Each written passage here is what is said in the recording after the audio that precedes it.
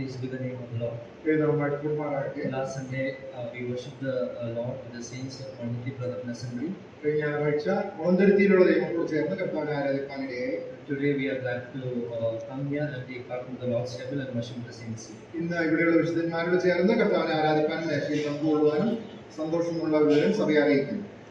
For a short meditation, let's turn to Luke chapter 15, verse 17. Luke chapter 15, verse 17.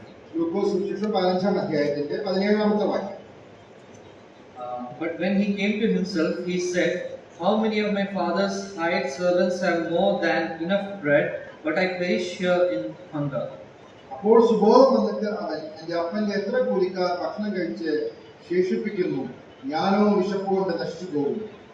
Here we know the story of this prodigal son.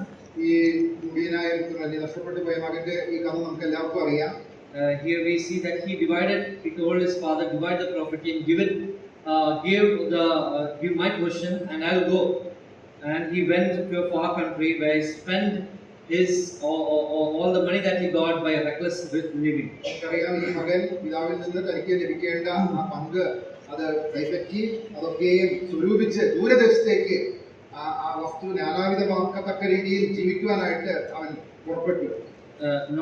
He lived a very bad life in that country. That's what we read in verse 30. His elder son says that when your son who has devoured the property with prostitutes, you kill the fattened calf for him.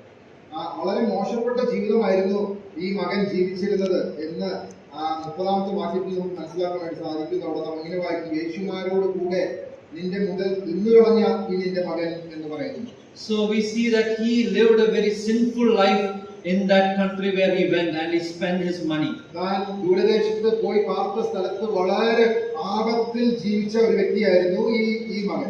So now what is his state? He is longing to be fed with the pods that the pigs ate, and no one gave him anything.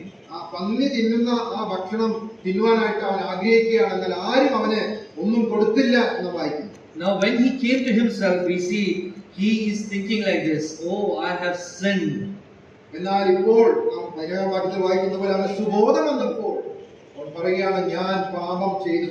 And here he says like this in verse 19, verse 18. He says that I have sinned against the heaven and before you. In verse 19, one thing that he says is interesting. He says, "I am no longer worthy to be called your son. Treat me as one of your hired servants."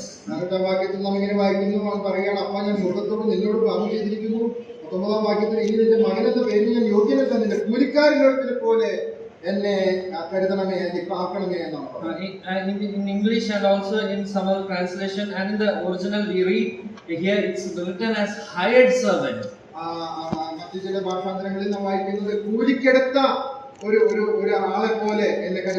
There were servants who were living at house and serving the master.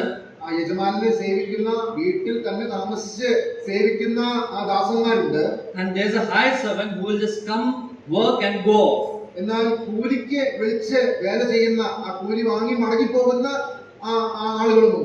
But the son is saying, "I'm no longer worthy to be called your servant who stays at home. Treat me as your hired servant. I'm not worthy to stay at the father's house."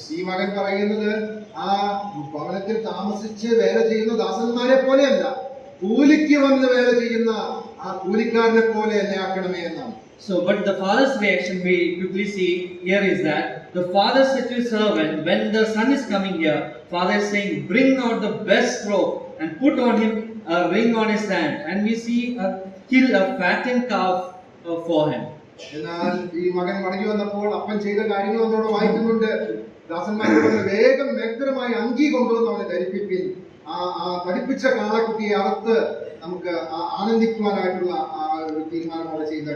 When he destroyed everything with a very sinful life, the father's reaction is totally unexpected, and he's telling, "Give him the best. Give him the best." എല്ലാ മുതലും നശിപ്പിച്ച് മടങ്ങി വന്ന ഈ മകനോടുള്ള ബന്ധത്തിൽ ഈ പിതാവിന്റെ പ്രതികരണം നാം ശ്രദ്ധിക്കുക. ഏറ്റവും മേത്തരമായത് അവന് നൽകുവാനായിട്ടാണ് പിതാവ് ആവശ്യപ്പെടുന്നത്. And that's why the older son is angry. Why have you given the best of everything to him, who is a big sinner like him? ഈ ഇത്രയും വലിയ പാപിയായ ആ മകന് ഏറ്റവും നല്ലത് നൽകി എന്നുള്ളതാണ് മൂത്ത മകനെ അനിഷ്ടമായി തീരുവാനായിട്ട് ഇടയാക്കിയത്. Today, when we come before God's presence, we too were in that reckless state. ഇന്ന് രാവിലെ ദൈവസന്നിധിയിലേക്ക് നാം കടന്നു വന്നിരിക്കുമ്പോൾ നമുക്ക് ഓർക്കുവാനായിട്ട് കഴിയുന്നത് നാമും ഇതുപോലെ നഷ്ടപ്പെട്ട അവസ്ഥയിലായിരുന്നു. But when we read a very familiar verse that we need not even go to that verse, we know that verse by heart. There it says that when we have sinned and when we are enemies to God, God gave something that was best. എന്നാൽ നാം വായിക്കുന്നത് പോലെ നാം ദൈവത്തോട് പാപം ചെയ്ത് ദൈവത്തോട് ശത്രുക്കളായിരുന്നപ്പോൾ ദൈവം നമുക്ക് ഏറ്റവും നല്ലത് തന്നെ നമുക്ക് വേണ്ടി നൽകി. John 3:16 it says that for God so loved the world that he gave his only begotten son. യോഹന്നാൻ 3:16 നാം ഇങ്ങനെ വായിക്കുന്നുവല്ലോ, തന്റെ ഏകജാതനായ പുത്രനെ നൽകുവാൻ തക്കവണ്ണം ദൈവം ലോകത്തെ അത്രയ്ക്ക് സ്നേഹിച്ചു. Yes, he gave his only begotten son. When we read that God has so many sons, there are so many sons of God. Israel is called a son of God, and so many sons are there. But here we see God gave his only begotten son. That is totally unique. ലോകത്തിൽ ദൈവത്തിന് അനേക മക്കളുണ്ട്, അനേക ജാതികളുണ്ട്. Israel ദൈവത്തിന്റെ മക്കൾ എന്നുള്ള രീതിയിൽ അറിയപ്പെടുന്നു. എന്നാൽ തന്റെ ജനത്തെ വീണ്ടെടുക്കുവാനായിട്ട് ദൈവം തന്റെ ഏകജാതനായ പുത്രനെയാണ് നൽകിയത്. What is the uniqueness of this begotten son? We read that he is not a creation, but he is the creator himself. എന്താണ് ഈ ഏകജാതനായ പുത്രന്റെ പ്രത്യേകത എന്ന് പറയുന്നത്? അവൻ സൃഷ്ടിക്കപ്പെട്ടവനല്ല, പിന്നെയോ അവൻ തന്നെയാണ് സൃഷ്ടാവ്. When we sinned and fell short of God's glory, God gave us the best in heaven, the only begotten son, who is the creator, and he loved us. That's the love that God has demonstrated towards us. നാം ദൈവത്തോട് അനുസരണക്കേട് ചെയ്ത് പാപം ചെയ്ത് ദൈവതേജസ്സിന് കുറവുള്ളവരായി തീർന്നപ്പോൾ നമ്മെ വീണ്ടെടുക്കുവാനായിട്ട് ദൈവം ഏറ്റവും നല്ലത് നമുക്ക് വേണ്ടി നൽകി. There's nothing more else to give for us than this Lord Jesus Christ. കർത്താവായ യേശുക്രിസ്തു എന്നുള്ള ഈ ദാനത്തിനേക്കാൾ ശ്രേഷ്ഠമായ, അതിനേക്കാൾ ഉത്തമമായ ഒന്നും നമുക്ക് നൽകുവാനായിട്ട് ഇല്ലായിരുന്നു. And so let us worship him. May his name be glorified. ഈ കർത്താവിനെ നമുക്ക് ആരാധിക്കാൻ, മഹത്വപ്പെടുത്താം. വളരെ നാമം വാഴ്ത്തപ്പെടുമാറാകട്ടെ.